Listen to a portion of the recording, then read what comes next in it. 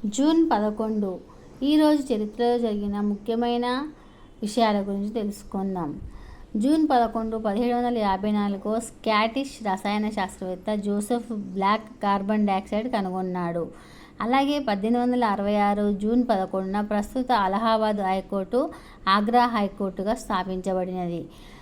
1897 June 11 భారత విప్లవకారుడు, British సామ్రాజ్యవాదానికి వ్యతిరేకంగా పోరాడిన స్వతంత్ర సమరయోధుడు రామ్ ప్రసాద్ బిస్మిల్లా జననం. అతని మరణం 1927. అలాగే 1924 భారతీయ వ్యంగ్య చిత్రకారుడు అబూ అబ్రహం జననం. ఆయన మరణం 2002. 1932 నాట్యవధాన కళా స్రష్ట దారా రామనాథ శాస్త్రి జననం. మరణం 2016. 1935 జూన్ 11 మొట్టమొదటిసారిగా ఎడ్విన్ ఆర్మ్స్ట్రాంగ్ అనే శాస్త్రజ్ఞుడు FM రేడియో ప్రసారాన్ని ప్రజలకు ప్రదర్శించాడు.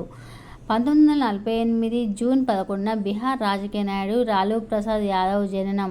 1983 జూన్ 11 భారతదేశ వ్యాపారవేత్త ఘనశ్యామ్ దాస్ బిర్లా మరణం. ఇతని జననం 1994లో. 1988 సాధారణ ప్రజా లైసెన్సు GPL అనే పేరును మొట్టమొదటిసారిగా ఉపయోగించడం జరిగింది.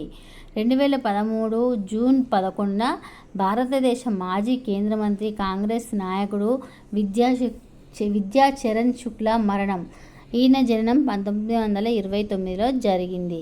అత్తుపూరదు మాథ్యూ అబ్రహం మలయాళంలో ఇతని పేరు. జూన్ 11, 1924 జన్మించారు. ఈయన ఒక భారతీయ వ్యంగ్య చిత్రకారుడు, పాత్రికేయుడు, రచయిత. ఇతని కలం పేరు ఆబు. ఇతడు హేతువాది, నాస్తికుడు. ఇతడు తన 40 ఏళ్ల సుదీర్ఘ వృత్తి జీవితంలో అనేక జాతీయ, అంతర్జాతీయ వార్తాపత్రికల్లో పనిచేశాడు. Bombay Chronicle, Shankar's weekly, Delhi Tribune, the observer, the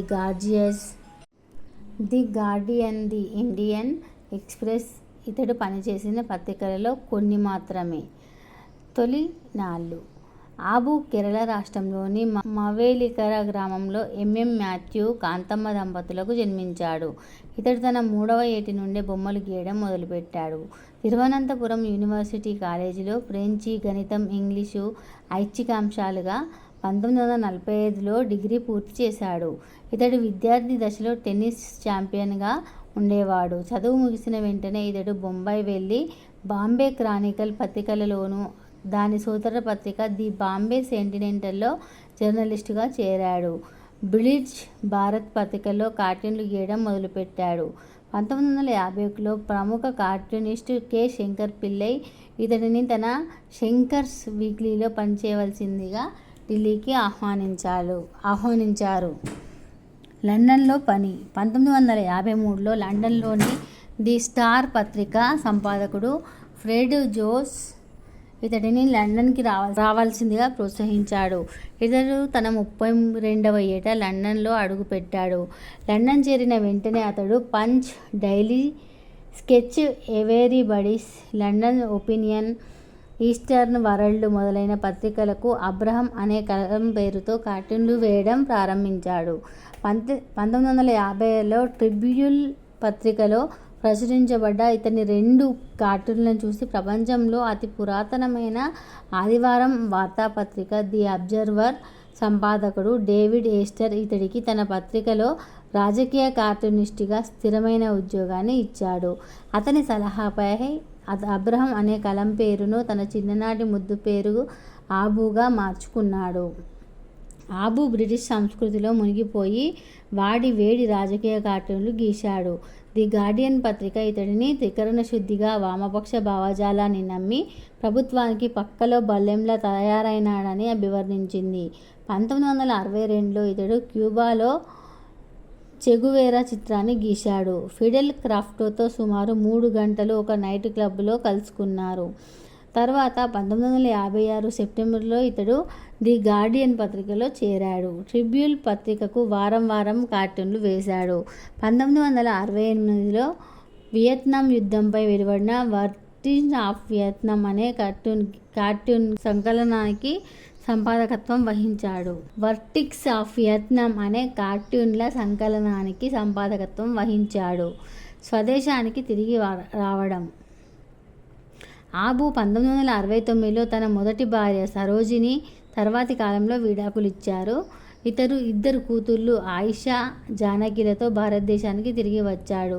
ఇక్కడ ఇండియన్ ఎక్స్ప్రెస్ పత్రికలో 1981 వరకు రాజకీయ కార్టూనిస్టుగా పనిచేశాడు. 1970లో ఇతడు తీసిన షార్ట్ ఫిలిం నో ఆర్క్స్కు బ్రిటిష్ ఫిలిం ఇన్స్టిట్యూట్లో ప్రత్యేక అవార్డు ఇచ్చింది.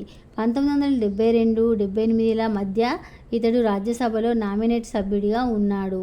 1975లో భారత అత్యవసర స్థితి విధించినప్పుడు పత్రికా స్వేచ్ఛను రద్దు చేశారు. ఆబు ఈ చర్యతో ఇందిరాగాంధీపై ఉన్న అభిమానం కోల్పోయాడు. ఫలితంగా 1977లో ఎమర్జెన్సీ సమయంలో ప్రచురించలేకపోయిన రాజకీయ కార్టూన్లు, వ్యాసాలతో గేమ్స్ ఆఫ్ ఎమర్జెన్సీ అనే పుస్తకాన్ని విడుదల చేశాడు. ఇంకా ఇతడు Abu on Bangladesh, private view, arrival and departures అనే కార్టూన్ పుస్తకాలను ప్రకటించారు. 1988లో వెలువడిన పెంగ్విన్ బుక్ ఆఫ్ ఇండియన్ కార్టూన్స్కు సంపాదకుడిగా ఉన్నాడు. 1981 నుండి ఇతడు ఫ్రీలాన్సర్గా వివిధ వార్తాపత్రికలు కార్టూన్లు గీయడం ప్రారంభించాడు. సాల్ట్ అండ్ పెప్పర్ అనే స్క్రిప్ట్ కార్టూన్ వేయనారంభించాడు. ఇతడు 2002 డిసెంబర్ 1న మరణించారు. ఇతని మరణానికి సంతాప సూచకంగా రాజ్యసభ 2 నిమిషాల మౌనం పాటించింది. ఇతని అంత్యక్రియలను ప్రభుత్వ లాంఛనాలతో ఘనంగా నిర్వహించాడు. ఈ వీడియో కనుక మీకు నచ్చినట్లయితే లైక్ చేయండి, షేర్ చేయండి. అలాగే మా ఛానల్ సబ్స్క్రైబ్ చేసి పక్కనే ఉన్న బెల్ గంటని యాక్టివేట్ చేసుకోవడం అస్సలు మర్చిపోవద్దు. ధన్యవాదాలు.